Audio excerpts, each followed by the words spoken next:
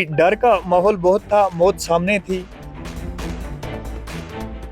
मैंने भी अपना मोबाइल निकाला, मेरी 2 बेटियां हैं, मैंने बोला मैं लास्ट मंजिल में अपनी बेटियों से बात करूं। बदकिस्मती से मेरे फ़ोन में नेटवर्क नहीं था। हर किसी को यही था, वो लक्की ने भी बोला मेरे भैया मेरे बच्चे को बचाओ। तो सबके वहाँ पे चीख पुकार था और सबके वहाँ पे जितने भी लोग थे सब में डर माहौल बना हुआ था। जिन्हें आपने अभी सुना वो जम्मू कश्मीर में रहने वाले एक साधारण से कपड़ा व्यापारी हैं। 23 अप्रैल के रोज हमने आपको इनकी कहानी का एक हिस्सा सुनाया था। अब उस कहानी को पूरा करने की कोशिश करते हैं।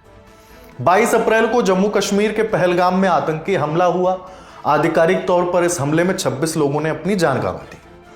हर तरफ चीख पुकार। जिसने जिसने उन तस्वीरों को देखा उनके जहन में सन्नाटा पसर गया। लोग खुद से सवाल पूछने लगे, अगर हम वहां होते तो। जब इस हमले की कहानियां सामने आने लगी तो पहली आवाज जिसकी गूंज सबसे ज्यादा थी वो यह है कि धर्म पूछकर मारा गया। दरअसल इस कोशिश ने हमलावरों की पहचान उजागर कर दी। बता दिया कि ये आतंकी ही हैं, वो आतंकी जो समाज को खूबसूरत नहीं देखना चाहते, हर मौके पर बांटने का प्रयास करते हैं। इन तस्वीरों के बीच आई कश्मीर से एक बुजुर्ग की भी तस्वीर, जो दुख में इस कदर डूबे हुए थे कि छाती पीट पीट कर कहने लगे, उन हमलावरों को इसी लाल चौक पर फांसी से लटका दो। उसको इधर फांसी दे दो, हमारे सामने लाओ, उसको मैं दूंगा, उसको फांसी मैं दूंगा, मैं उसको फांसी दूंगा। उन कश्मीरियों के बयान भी हमने सुने जो कह रहे थे कि इस विवाद के बीच जन्म लेना हमारा कसूर है। वो कश्मीरी जो सरेआम कहते दिखे, हमने कल से खाना नहीं खाया है, हम बर्दाश्त नहीं कर सकते अपने मेहमानों के साथ ये सलूक। हर एक बच्चा आप देखोगे शर्मिंदा है इस वाक़े से, क्योंकि ये दहशतगर्दी है और इस दहशतगर्दी की जितनी भी मजम्मत की जाए बहुत कम है। कल से हम खाना नहीं खा रहे, कल से हम चाय नहीं पी रहे और ये हम दिल से बोल रहे हैं। दरअसल ये बातें आतंकियों की बेचैनी को बढ़ाती हैं, बताती हैं कि कश्मीर के लोग क्या चाहते हैं। अब नजाकत शाह की कहानी का रुख करते हैं। वो नजाकत शाह जिन्होंने 11 लोगों को अपनी सूझबूझ से बचा लिया। इन 11 लोगों में छत्तीसगढ़ के बीजेपी युवा मोर्चा के नेता अरविंद अग्रवाल और उनका परिवार भी शामिल था। अरविंद ने सोशल मीडिया पर नजाकत के साथ कुछ तस्वीरें शेयर की हैं। लिखा है, आपने अपनी जान दांव पर लगाकर हमारी जान बचाई, हम नजाकत भाई का एहसान कभी नहीं चुका पाएंगे। दरअसल ये सभी 11 लोग छत्तीसगढ़ के ही थे। आमतौर पर सर्दियों के दिनों में हमने अपने आसपास कश्मीर से आने वाले युवकों को देखा होगा। कुछ महिलाओं के सूट्स बेचने आते हैं, कुछ शॉल तो कुछ ड्राई फ्रूट्स वगैरह लेकर। नजाकत भी कई बार शॉल बेचने छत्तीसगढ़ जाते थे। छत्तीसगढ़ में इन 11 लोगों में से कुछ ने नजाकत से शायद खरीदारी की होगी, तो जान पहचान हो गई।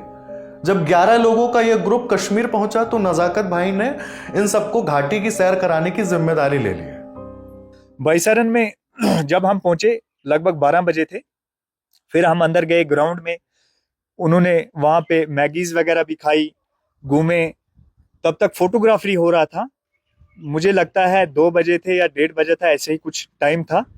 तो यहाँ तक कि जो लक्की भाई है वो, मतलब मैं उसको भाई समझता हूँ, मेरा बड़ा भाई है। मैं उसके पास गया, मैंने उसको बोला घोड़े वाले बोल रहे हैं लेट हो गया, चलो चलते हैं। उसने बोला नजाकत इतने दूर हम आए हैं तो थोड़ा हम पूरा फोटोग्राफी कर लें फिर हम चलेंगे।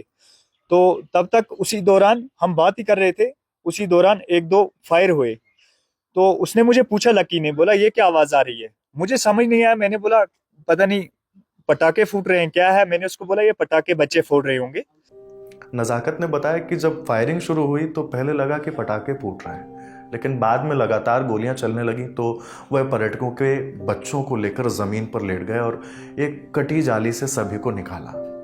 तो उसी दौरान फायरिंग और बढ़ी, फायरिंग और होने लगी। तो फायरिंग जब होने लगी तो फिर उसने फिर पूछा, मैंने बोला भैया मुझे नहीं पता है ये क्या हो रहा है। तो इतने में 1-2 हजार से ज्यादा भी टूरिस्ट हो सकते हैं उसमें, मिनी स्विट्जरलैंड में, बैसारन में। तो सब हलचल मच गई और सब लोग नीचे जमीन पे लेट गए।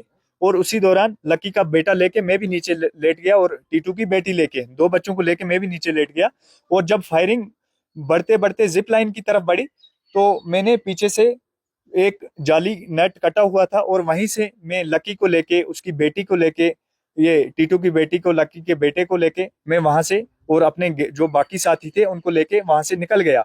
और भागते भागते मैं पहलगाम पहुंच गया। पहलगाम में उनको इनोवा में बिठाया और होटल लेके गया, जिसमें उनके 2 साथी पीछे थे। उनको ये टीटू की वाइफ, उसको भी जाके फिर मैंने लाया और शुक्र है अल्लाह का, सही सलामत जो हमारे गेस्ट थे 11 के 11 सही सलामत मैंने पहलगाम तक पहुंचाए। नजाकत ने बताया कि जब गोलियां चलने लगी तो बचने की उम्मीद कम थी, उन्हें लगा कि बच नहीं पाएंगे।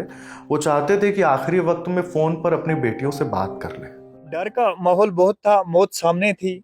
मैंने भी अपना मोबाइल निकाला, मेरी 2 बेटियां हैं, मैंने बोला मैं लास्ट मंजर में अपनी बेटियों से बात करूं। तो बदकिस्मती से मेरे फोन में नेटवर्क नहीं था और मैं मतलब उस टाइम यही था कि हर किसी को यही था। वो लकी ने भी बोला मेरे भैया मेरे बच्चे को बचाओ। तो सबके वहां पे चीख पुकार था और सबके वहां पे जितने भी लोग थे सब में डर माहौल बना हुआ था। हमें यही फील हो रहा था कि अगर हमें गोली लग जाए, मैंने उनको सीने के साथ लगाया था, तो इनको बच्चों को कुछ नहीं होना चाहिए। नजाकत कहते हैं कि इस हमले के वक्त वहां उनके भाई आदिल हुसैन भी थे। वही आदिल जो पर्यटकों को घुड़सवारी कराते थे। वह टूरिस्ट को बचाने के लिए आतंकियों से भिड़ गए और हमलावरों की गोली का शिकार हो गए। नजाकत रिश्ते में आदिल के भाई लगते थे। वह आखिरी वक्त में अपने भाई को नहीं देख पाए। फिलहाल सभी 11 लोग सुरक्षित जम्मू पहुंच चुके हैं। वो वहां से दिल्ली और फिर छत्तीसगढ़ जाएंगे। हमने उनसे संपर्क करने की कोशिश की, लेकिन अभी सभी सदस्यों के फोन बंद आ रहे हैं। जब इंसानियत किसी संशय में पड़ जाती है तो ऐसी नज़ीरें फिर से यकीन को मजबूत कर देती हैं, साबित कर देती हैं कि इंसानियत तमाम चीजों से ऊपर है। शुक्रगुजार हैं 11 लोग और जिन तक ये खबर पहुंच रही है, क्योंकि नजाकत और आदिल जैसे लोगों ने इंसानियत का झंडा बुलंद कर रखा है। यह खबर लिखी है रक्षा ने।